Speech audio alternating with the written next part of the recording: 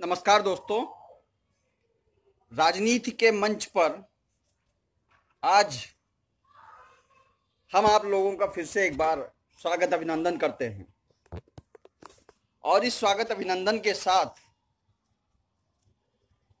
देश की संपूर्ण जनता को या अपने भाइयों को, भारतवासियों को, निवासियों को इस बात पर सहमत करना चाहूँगा कि हमारे देश का जो सबसे मजबूत स्तंभ माना जाता है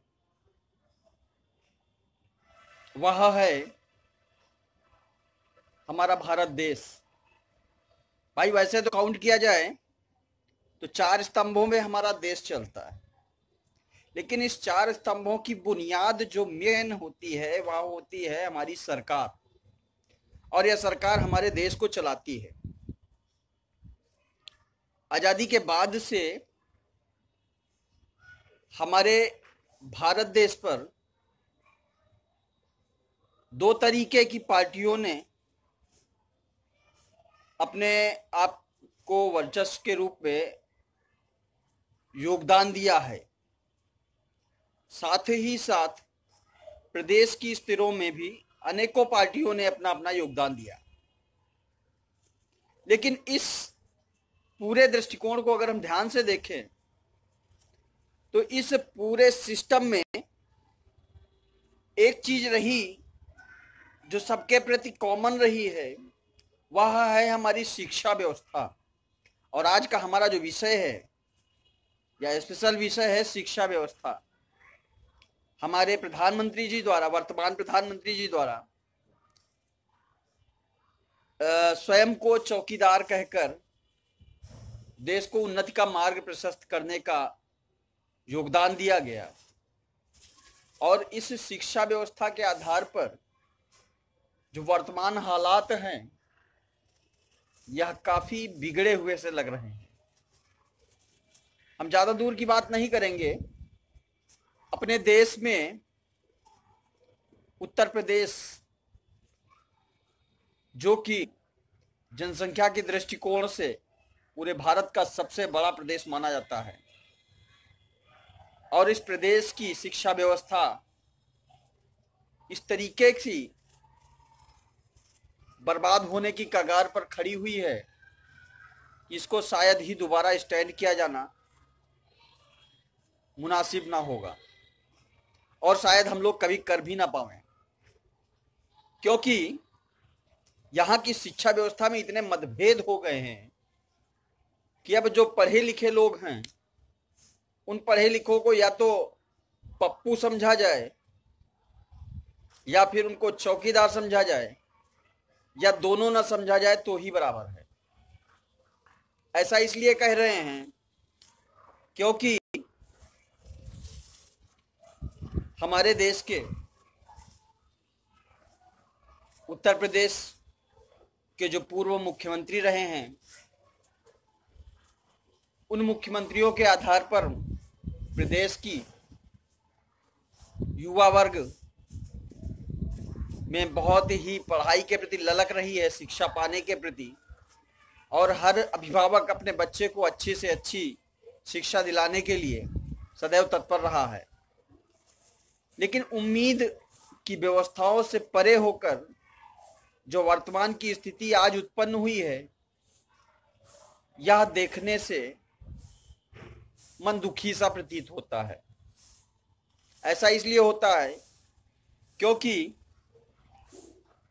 1990 के दशक से पूर्व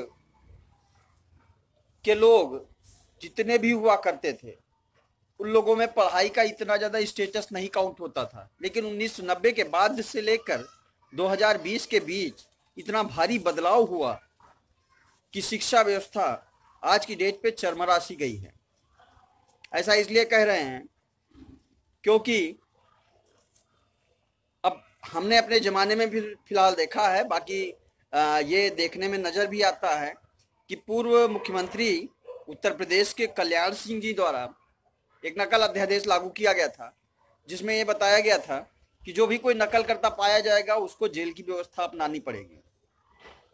तो इस जेल व्यवस्था आंदोलन में बहुत से लोगों के द्वारा नकल नहीं की गई और उनकी मेरिट के स्तर 11%, 9%, 17% ऐसे रिजल्ट उनके समय में आते थे। और यह है हमारी शिक्षा व्यवस्था। तो उस समय की जो मेरिट हुआ करती थी वो बहुत ही निम्नतर स्तर होती थी। उसके बाद मुलायम सिंह यादव जी द्वारा और अखिलेश जी द्वारा शिक्षा व्यवस्था में बदलाव किया गया और इस बदलाव के दृष्टिकोण को ध्यान में रखते हुए हमारे प्रदेश का जो रिजल्ट आने लगा वह हुआ 80%, 90%, 100%। तो यह जो पूर्व में शिक्षा व्यवस्था हमारे यहाँ कायम हुई थी उस शिक्षा व्यवस्था का कोई वैल्यू नहीं रह गई। इट मीन्स कि आज की डेट पे जब नौकरी हम लोगों को मिलने लगी या लोगों को मिलने लगी तो उस दौर में लोगों ने मेरिट को एक इंट्रेंस टेस्ट को छोड़कर मेरिट को मेन मुद्दा बनाना शुरू किया और मेरिट के आधार पर उन्हीं लोगों का सिलेक्शन होता था जो लोग 90% या 100% पाने वाले होते थे। फिर हमारे जो इस समय के वर्तमान मुख्यमंत्री योगी आदित्यनाथ जी हैं जो इस कोरोना काल में काफ़ी लाचार से प्रतीत हो रहे हैं, इस कोरोना काल में एक शिक्षा की एक नीति अपनाई गई कि हाई स्कूल, इंटर, ग्रेजुएशन जो भी कुछ हो सबकी परीक्षाएं रद्द होते हुए सबको पास आउट किया गया। अब इस पास आउट होने के बाद जितने लोग पास हुए उनको या जो लोग 90% पाते थे उनको या जो लोग 30-40 या 60% पाने वाले 55-60% पाने वाले कल्याण सिंह के जमाने के लोग हैं। अब इन तीनों के बीच का अगर हम टैली करें तो शिक्षा व्यवस्था का क्या महत्व है उन युवा वर्गों के लिए जो लोग नौकरी की तलाश करते हैं, समाज में अपने आप को एक व्यवस्थापक के रूप में जानने का प्रयास करने का कोशिश करते हैं। तो शिक्षा व्यवस्था इसी के आधार पर है क्योंकि मॉडर्न टेक्नोलॉजी के आधार पर शिक्षा का एकदम चरमरीकरण सा निश्चित हुआ है। और आज की डेट पे तो आप देख ही रहे हैं कि मोबाइल के माध्यम से पढ़ाई होती है और मोबाइल के उत्पादन में काफ़ी बढ़ोतरी हो रही है और ऑनलाइन पढ़ाई के आधार पर लोग देख ही सकते हैं कि कितना पढ़ाई होती है अपने बच्चों के साथ। तो अब आप निश्चित कर लो कि इस पढ़ाई के दौर से लेकर 20 सालों पहले तक के पढ़ाई के दौर को क्या समझा जाए, चौकीदार या पप्पू? दोनों की स्थितियां एक समान हैं। आप समझदार हो और विचार करो कि आपके प्रदेश में 2022 में आने वाला कौन सा व्यक्ति सही होगा या कौन सा व्यक्ति खराब होगा, इसको आप जान सकते हो। क्योंकि हमारे देश का जो बदलाव होता है ना वह युवाओं के हाथ होता है और युवा चाहे तो अपने देश को बदल सकते हैं। इसकी जिम्मेदारी आपकी है। अगर आप आज से बदलना का विचार कर रहे हो तो आने वाला भविष्य आपके बच्चों के नाम होगा। क्या आप चाहते हो आपके बच्चों का भविष्य बर्बाद हो? तो आप विचार करो और इस शिक्षा व्यवस्था के बारे में काफ़ी हद तक तुष्टीकरण अपनाते हुए अपने दोस्तों के बीच इस बात को शेयर करो ताकि आने वाले जो 2022 उत्तर प्रदेश के जो चुनाव हैं इस चुनाव में एक बेहतरीन बदलाव आ सके, ताकि आप भी समझ सको कि कौन सी सरकार अच्छी होगी, कौन सी खराब होगी। क्योंकि लोग पार्टियों को प्राथमिकता अधिक देते हैं और प्रत्याशियों को प्राथमिकता नहीं देते हैं। आने वाली वीडियो के लिए अगर अच्छा लगा आपको तो प्लीज़ शेयर आउट करिएगा। आने वाली वीडियो के लिए वंदे मातरम।